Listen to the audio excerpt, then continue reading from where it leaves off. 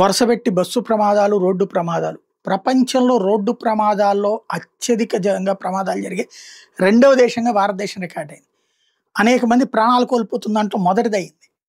దీనికి కారణం ఏంటి అంటే నిర్లక్ష్యపూరిత డ్రైవింగ్, సంపూర్ణ అవగాహన లేని డ్రైవింగ్, లేదా మద్యం మత్తులో చేసే డ్రైవింగ్.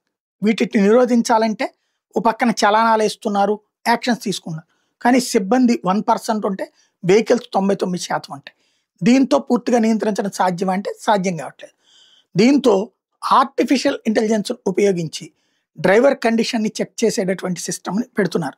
తద్వారా ఎవరైతే డ్రైవర్ల బిహేవియర్ మీద ప్రొఫైల్ సిద్ధం చేయాలని నిర్ణయించింది కేంద్ర ప్రభుత్వం. ఏఐ టెక్నాలజీతో మార్గదర్శకాలు కూడా ఇచ్చేసారు. ఏఐ టెక్నాలజీ ఎలా వాడాలన్నది.